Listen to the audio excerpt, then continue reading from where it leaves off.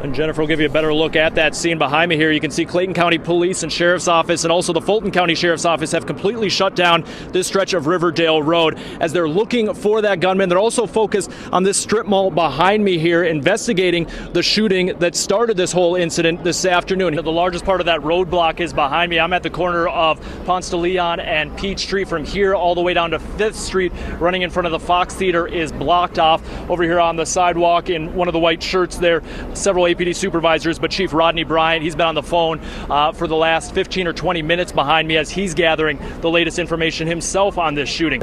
Joe, the big question here, do investigators have any idea on where he might be? Well, Faith, unfortunately, right now, the answer seems like no. The search area here is very large. A few hours ago, I talked with an investigator from the DeKalb County District's Attorney's Office inside the courthouse behind me, and he is calling this a nationwide search. He says Devontae Four has ties here in Georgia, but he also has connections all the way in California, meaning he could be close by or 2,000 miles away. National Safety Council points to distracted driving as one main factor for deadly crashes, with cell phones playing a role, but they also point to newer infotainment systems in some cars. Atlanta police officers returned to this property here off Key Road in DeKalb County this morning and drove down the winding road behind me into the woods that is labeled as a restricted area. They came back here less than 24 hours after Atlanta's interim police chief said anyone illegally using this property will be arrested. After the storm left the neighborhood, people came out of their safe places to try to see how bad the damage was. At this home here, it ripped the wall completely off of a bedroom. As the storm passed through the neighborhood, debris started flying everywhere, including large pieces of wood like this, which went several feet into this home. 20-year-old Angelica Green tells me she was crossing Old National Highway here at Godby Road with her boyfriend when a driver hit her and then kept on driving. She told me waking up hours later in Grady Hospital, she realized it was a miracle just to be alive, and then she learned of yet another miracle. Just to show you how short that distance is right now, I'm standing here at the corner of 10th and State Street. Georgia Tech's campus right over my shoulder there. If we swing around right here, you can see the police car still controlling the scene here, keeping people about a block away down State Street. And that video is the only video evidence investigators have right now of the crime. It came from that security camera high above the parking lot here. But now investigators are actively searching nearby neighborhoods and other areas, hoping to find even more video evidence and hopefully even a license plate number.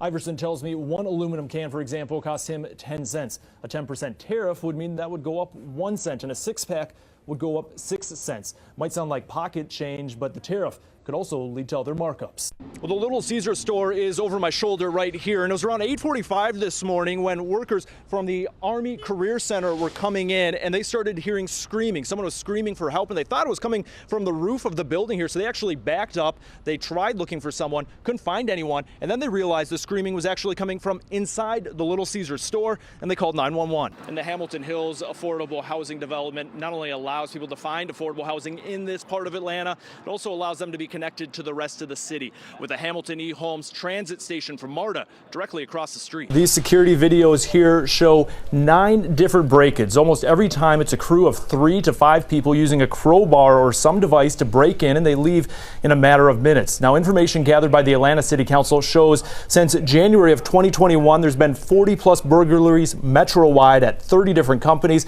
and the losses now total more than $3 million. Well, Jennifer, that's right. And this truck behind me here just actually filled up. Each one of these blue tanks, 2,600 gallons of brine in each one of those. And GDOT's primary focus right now is to pre-treat all of the roadways and interstates, as you mentioned, with a layer of brine. I'm told the reason they use brine is because they can get an even coating with that liquid. It can actually seep into the road. Salt, sometimes you won't get that even layer. It'll bounce around, and you can still get ice in places. This truck here is going to take off in a second and put down that layer, and then they'll make even another pass later tonight. And while homeowners are focused on cleaning up around their houses, many of them are without power. Power crews like this one behind me have been working around the clock to hopefully solve that problem. Joe Henke was at the Fulton County Courthouse all day long. And Joe, did we hear anything from Giuliani at all today? Well, Jennifer, outside the courthouse we did. He answered a few questions there. What is unknown is if he answered any questions inside or if he decided to plead the fifth when he was before the grand jury. He left the courthouse after about 6.5 hours inside. Rudy Giuliani left the Fulton County Courthouse from a secure exit out of public view. His Atlanta-based attorney, Bill Thomas, left moments later. I can tell you that we were ordered to be here. We showed up. We did what we have to do. Grand jury process is a secret process, and we're going to respect that. We're going to respect that process. Giuliani arrived at the Fulton County Courthouse just before 8:30 and before the courthouse opened for the day. He was met with locked doors until a sheriff's deputy let him inside. Moments earlier, he answered a few questions. We will not talk about this until it's over. It's a grand jury, and grand juries, as I recall, a secret. Do you believe President Trump is the ultimate target of this investigation? I'm not going to comment on the grand jury investigation. What do you think their ultimate goal is here? More about it. What are you expecting to talk about here today? Well, they asked the questions, and we'll see. Fani Willis has been playing hardball since day one, so she's requiring Giuliani to appear even if he's going to do nothing but invoke the Fifth Amendment. 11 Alive legal analyst Paige Pate says Giuliani pleading the Fifth to most, if not all, questions was possible after his attorney earlier this week confirmed prosecutors told Giuliani he is a target of the grand jury proceedings, meaning it is not guaranteed but possible DA Fani Willis could file criminal charges against him in the future. Giuliani, in addition to being a personal attorney for then-President Donald Trump and an attorney for his campaign, appered before a December 2020 State Senate committee hearing where he shared debunked election fraud claims with lawmakers. Thousands and thousands of ballots in paper bags, in garbage cans. I think she is perhaps building a much larger racketeering case, which would involve the false statements that Giuliani and others made to state officers, legislative committees, in an attempt to change the results of the election. And Giuliani's attorney, Bill Thomas, is correct to an extent that grand jury proceedings are secretive. There is nothing stopping a witness or their attorney after the fact from talking about what happened inside the grand jury proceeding room. When asked if Giuliani pleaded the Fifth or answered a single question from the grand jury, Bill Thomas said no comment. The DeKalb County District Attorney provided several updates in this cold case today. Perhaps the most startling, the boy's mother had been identified as a suspect in this case, has since been indicted and now arrested in Phoenix, Arizona. And right now the DA's office is working to get her extradited back here to DeKalb County so she can stand trial. For 20 plus years, investigators called him Clifton Doe after his body was found in a wooded area off Clifton Springs and Clifton Church Road. Now, the 6-year-old is again known as William Deshaun Hamilton. He moved with his mother, Teresa Ann Bailey, from Charlotte to Atlanta in 1998. We look forward to bringing justice on behalf of William Deshaun Hamilton, an unknown name and face no more. DeKalb County District Attorney Sherry Boston Wednesday said Hamilton is a homicide victim. His case is no longer cold after a woman picked up the phone after recognizing Hamilton in this rendering released a few years ago. Tips are so meaningful. They mean something whether it's a tip or the day after something happens or 20 years later. I cried. It was just so sad to think that somebody would give birth to a child and not miss it. In 1999, a church service was held for the boy. A blank headstone was placed near where his body was found. Investigators made a clay rendering of Hamilton and went through databases of missing children. It all led to dead ends. But then came that tip in 2020. This past February, the remains were confirmed to be Hamilton, and his mother was named as the suspect. In June, a DeKalb grand jury indicted Bailey, and she was arrested in Phoenix, where she now lives. We believe that she left DeKalb almost immediately after William's death. The 45-year-old's indictment charges her with felony murder. She is accused of striking Hamilton in the head with an unknown object, causing serious injury, not seeking medical treatment for him, and giving him a substance containing a pain reliever and antihistamine, causing his death. Now, as the district attorney seeks justice for Hamilton, she wants to talk with anyone who met him or his mother from 1998 to 1999 in the Atlanta area. I'm Joe Henke, 11 Alive News. Snapshot of every farm in the Coffee County, or really the Tri-County area. This devastation. There's actually some farms that are worse than mine. On Clay McKinnon's South Georgia farm, the cotton, peanut, and blueberry crops will all be impacted. And Helene also destroyed costly equipment. This is a 25,000 bushel grain bin that the wind basically picked up off the pad. The storm twisted McKinnon's irrigation system, and only one house from a 6-house poultry operation is still standing. The rest of them are all on the ground. I think we've lost around $3.5 to $4 million of infrastructure and crops. We're already out of pocket probably $1.5 million just to rebuild. That damage, particularly when you look at places like Fidelia and Douglas, Columbia County, Augusta was hit tremendously hard, Valdosta. Chris Clark is president and CEO of the Georgia Chamber of Commerce. We have about 90 counties that were impacted. We still have about 46,000 customers in Georgia without power. The Chamber is connecting businesses with state and federal assistance. Its website now lists recovery resources and info for Small Business Administration disaster loans. We just were on the phone with Washington, with SBA, to make sure that we've got those loans lined up, the disaster relief, supporting mental health needs in South Georgia, and so that's been our focus now. For farmers, the amount of damage could lead to Congress passing an aid package, as it did following Hurricane Michael in 2018. They're going to have to come back, if not immediately after November, to take care of our farmers. We think that there's enough money in the SBA program right now. We just heard that over 4,000 Georgia businesses had already applied for SBA disaster support. They've processed about 40 of those to the tune of about $2 million.